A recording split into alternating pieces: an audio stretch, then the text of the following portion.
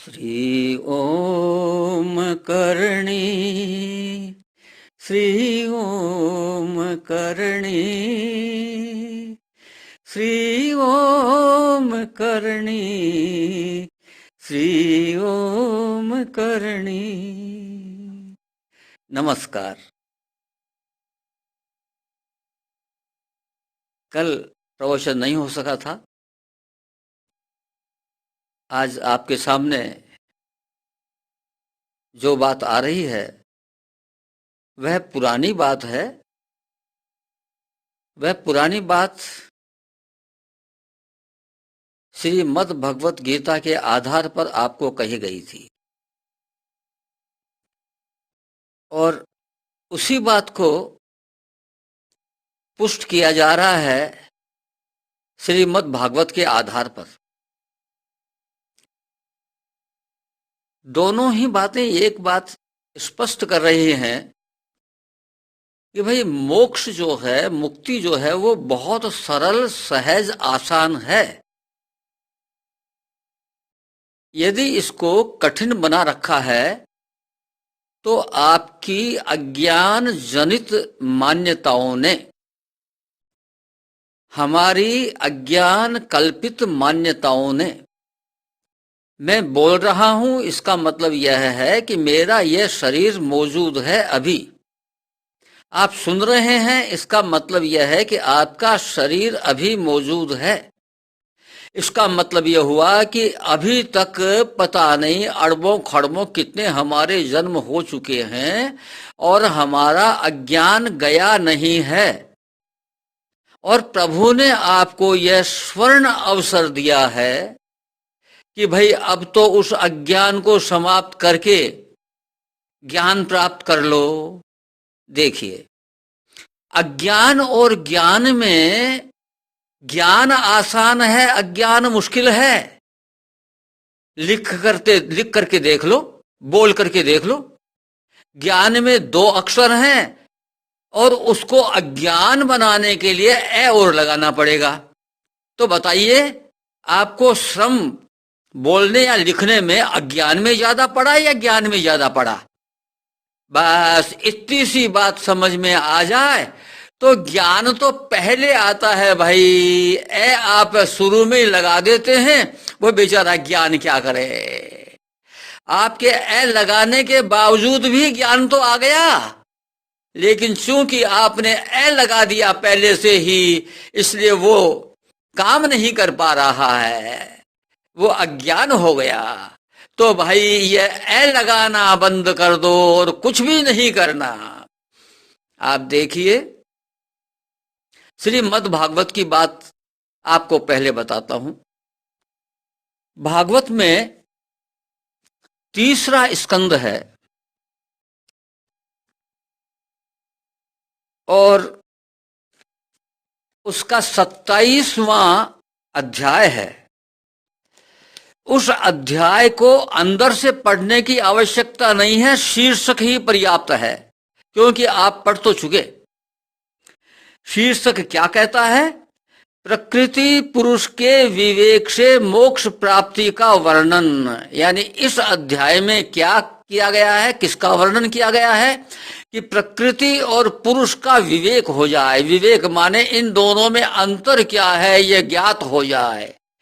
इसके ज्ञात होने मात्र से ही मोक्ष हो जाएगी। आप देखिए, ये भागवत कह रही है। गीता के आधार पर मैं आपको पहले बता चुका और दोबारा मैं आपको याद दिला दूंगा अभी। तो आप देखिए, जब भागवत ये कह रही है, श्रीमद् भगवत गीता ये कह रही है, तो फिर हमको विश्वास करने में क्या तकलीफ हो रही है भाई? अब केवल आपको ए हटाना है तो ज्ञान तो पहले से ही मौजूद है वहां पर। बिना ज्ञान के अज्ञान हो नहीं सकता। लिख ही नहीं सकते आप। जब तक आपको ज्ञान लिखना नहीं आएगा तब तक आप अज्ञान नहीं लिख सकते। इसलिए ज्ञान तो मौजूद है, केवल उस पर पर्दा पड़ा हुआ है भैया। उस पर्दे को हटाना है। पर्दा हटा और बेड़ा पार हो गया, मौज हो गई, मस्ती आ गई। तो ये प्रकृति और पुरुष का जो भेद है, बस इसको जानने मात्र से विवेक यानी ज्ञान ऐसा जागृत हो जाए कि इन दोनों का अंतर आपके ध्यान में आ जाए, समझ में आ जाए, बस हो गया बेड़ा पार। तो उससे मोक्ष प्राप्ति हो जाएगी, ये भागवत कह रही है। तो श्री मद्भगवत गीता में कौन सा अध्याय था, आपको याद आया होगा शायद, 13वां अध्याय क्षेत्र और क्षेत्रज्ञ के संबंध में बताया गया था। तो प्रकृति को तो क्षेत्र कहते हैं, वहां पर भी वहां पर आया है 14 से 19 श्लोक जो हैं, सॉरी श्लोक संख्या तो आप देख लेना, शायद 19 से 33 होगी। ये तो है प्रकृति के संबंध में और पुरुष के संबंध में विवेक बताने वाले।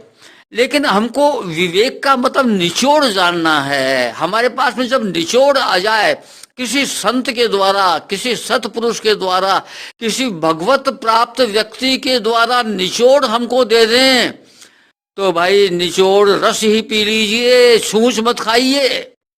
क्या जरूरत है हमको छूछ की?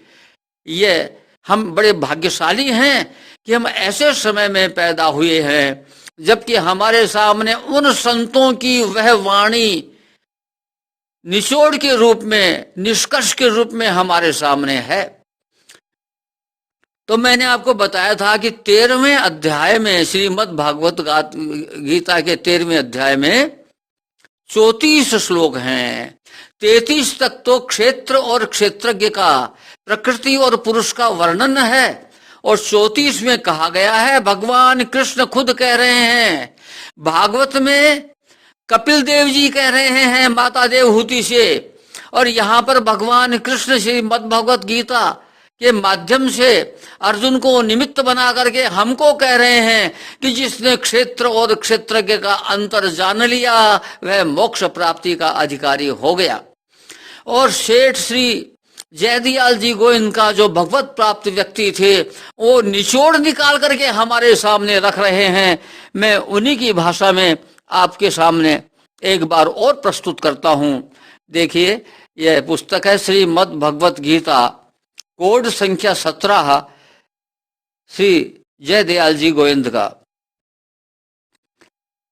इसका पेज नंबर है 306, 306। और निचोड़ निकाल करके क्षेत्र और क्षेत्रज्ञ के अंतर के संबंध में वो क्या कह रहे हैं, एक टिप्पणी के रूप में, फुट नोट के रूप में दे रखा है उन्होंने निचोड़। क्षेत्र को जड़, विकारी, क्षणिक और नाशवान, यह है क्षेत्र की विशेषताएं, तथा क्षेत्रज्ञ को नित्य, चेतन, अविकारी और अविनाशी, यह जानना ही उनके भेद को जानना है। बोलो, कौन कह रहे हैं? सेठ श्री जयदयाल जी गोविंद का। विष्णु भगवान साक्षात बात होती थी। ऐसे सेठ जी, ऐसे भगवत प्राप्त व्यक्ति जो गीता के ऊपर आज के दिन उनसे ऊंचा अधिकारी व्यक्ति नहीं है कोई इस संसार में। श्रीमद् भगवत गीता पर सेठ श्री जयदयाल जी गोविंद का से ऊंचा अधिकारी व्यक्ति मेरी समझ में कोई नहीं है, क्योंकि स्वामी श्री राम सुखदास जी महाराज ने जो कुछ लिया है बहुत कुछ वहीं से लिया है, और उनका बहुत कुछ प्रवचन हमारे सामने है। आगे आने वाले दिनों में कुछ उन पर भी चर्चा करेंगे। तो आज इसी के साथ में अपनी वाणी को विराम देता हूं कि भाई पक्का विश्वास कर लो, केवल आसान इसको बना लो, आसान को कठिन मत बनाओ, आसान को आसान ही रहने दो। भगवत प्राप्ति बहुत आसान है, इसको आसान ही रहने दो। आज इतना ही, नमस्कार।